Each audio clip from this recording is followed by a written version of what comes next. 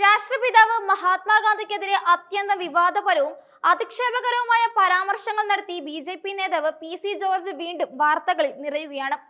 ഭാരതത്തിന്റെ സ്വാതന്ത്ര്യ സമര ചരിത്രത്തെയും ഗാന്ധിജിയുടെ പോരാട്ടങ്ങളെയും പൂർണ്ണമായും തള്ളിക്കളയുന്ന രീതിയിലുള്ള അദ്ദേഹത്തിന്റെ പ്രസ്താവനകൾ വലിയ രാഷ്ട്രീയ പ്രത്യാഘാതങ്ങൾക്കും പ്രതിഷേധങ്ങൾക്കും വഴിമരുന്നിട്ടിരിക്കുകയാണ്.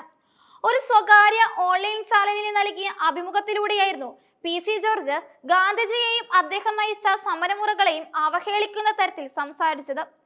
ഗാന്ധിജി സമരം ചെയ്താണ് ഇന്ത്യക്ക് സ്വാതന്ത്ര്യം നേടിയതെന്ന് വിശ്വസിക്കുന്നത് വലിയ മണ്ടത്തരമാണെന്നും ഇതിൽ ഗാന്ധിജിക്ക് പ്രത്യേകമായ യാതൊരു പങ്കുമില്ലെന്നുമാണ് അദ്ദേഹത്തിന്റെ വാദം. ഗാന്ധിജി എന്തോ ദൈവം തമ്പുരാനാണെന്ന രീതിയിലുള്ള ചിത്രീകരണം ശരിയല്ലെന്നും അദ്ദേഹം അഭിമുഖത്തിൽ പരിഹാസ രൂപേണ പറഞ്ഞു.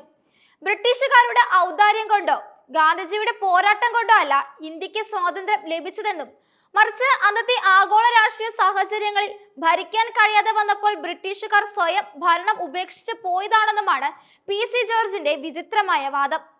ഗാന്ധിജി ഒരു കാര്യവും ചെയ്തിട്ടില്ലെന്നും കേവലം 2 പെൺകുട്ടികളുടെ തോളിൽ കൈയിട്ട് നടക്കുക മാത്രമാണ് അദ്ദേഹം ചെയ്തതെന്നുമുള്ള അത്യന്തം മോശമായ പരാമർശങ്ങളാണ് ജോർജ് നടത്തിയത്. ലോകമെമ്പാടും ആദരിക്കപ്പെടുന്ന അഹിംസാധിഷ്ഠിതമായ സമരമുറകളെ പരിഹസിക്കാനും അദ്ദേഹം മടിച്ചില്ല. ചരിത്ര പ്രസിദ്ധമായ ഉപ്പു സത്യാഗ്രഹത്തെ കേവലം നിസ്സാരമായ ഒരു പ്രവൃത്തിയായാണ് അദ്ദേഹം വിശേഷിപ്പിച്ചത്. ഉപ്പു വാരിയാൽ സ്വാതന്ത്ര്യം കിട്ടുമോ എന്നും അതൊക്കെ വലിയ സമരമാണോ എന്നും അദ്ദേഹം ചോദിച്ചു. ഒരു രാഷ്ട്രീയ നേതാവിൽ നിന്ന് ഉണ്ടാകാൻ പാടില്ലാത്ത തരത്തിലുള്ള ഇത്തരം വാക്കുകൾ വലിയ ജനരോഷത്തിനും കാരണമായിട്ടുണ്ട്.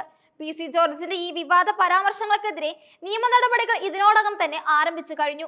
രാഷ്ട്രപിതാവിനെ പരസ്യമായി അവഹേളിച്ചതിനും ചരിത്ര വസ്തുതകളെ വളച്ചൊടിച്ച് ജനങ്ങൾ ഭിന്നിപ്പുണ്ടാക്കാൻ ശ്രമിച്ചതിനും ജോർജിനെതിരെ യൂത്ത് കോൺഗ്രസ് ദേശീയ വക്താവ് വസന്ത് തെങ്ങുംപള്ളി സംസ്ഥാന പോലീസ് മേധാവിക്ക് ഔദ്യോഗികമായി പരാതി നൽകി.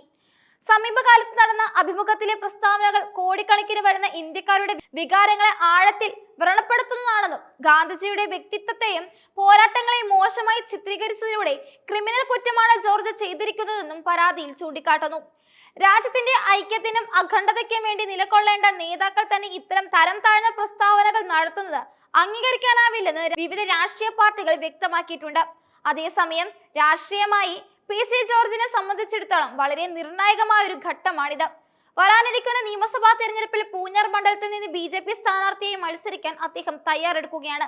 ബി.ജെ.പി. നേതൃത്വം അദ്ദേഹത്തിനോട് മണ്ഡലത്തിൽ സജീവമാകാൻ കർശന നിർദ്ദേശം നൽകിയിട്ടുണ്ട്. ഇതിന്റെ അടിസ്ഥാനത്തിൽ അദ്ദേഹം പൂഞ്ഞാറിൽ പ്രവർത്തനങ്ങൾ ആരംഭിച്ചു കഴിഞ്ഞു. കഴിഞ്ഞ തവണ എൻ.ഡി.എ സഖ്യത്തിൽ ബി.ഡി.ജെ.എസ് മത്സരിച്ച മണ്ഡലമാണിത്. ഇത്തവണ ജോർജിനായി ബി.ജെ.പി. പൂഞ്ഞാർ ഏറ്റെടുക്കാനാണ് സാധ്യത. പകരം ബി.ഡി.ജെ.എസിന് കടുത്തുരുത്തി മണ്ഡലം വിട്ടു നൽകാനാണ് ബി.ജെ.പിയുടെ ആലോചന. രാഷ്ട്രീയമായി പുനഃപ്രവേശനം ലക്ഷ്യമിടുന്ന ജോർജ് ഇത്തരം വിവാദ പ്രസ്താവനകളിലൂടെ തീവ്ര നിലപാടുള്ളവരുടെ ശ്രദ്ധ പിടിച്ചു പറ്റാൻ ശ്രമിക്കുകയാണോ എന്ന സംശയവും രാഷ്ട്രീയ നിരീക്ഷകർ പങ്കുവെക്കുന്നുണ്ട്. ഗാന്ധിജിയെ പോലുള്ള ഒരു ആഗോള പ്രതീകത്തെ അധിക്ഷേപിക്കുന്നതിലൂടെ ബി.ജെ.പിക്കുള്ളിലും സമ്മിശ്ര പ്രതികരണങ്ങളാണ് ഉണ്ടാകുന്നത്.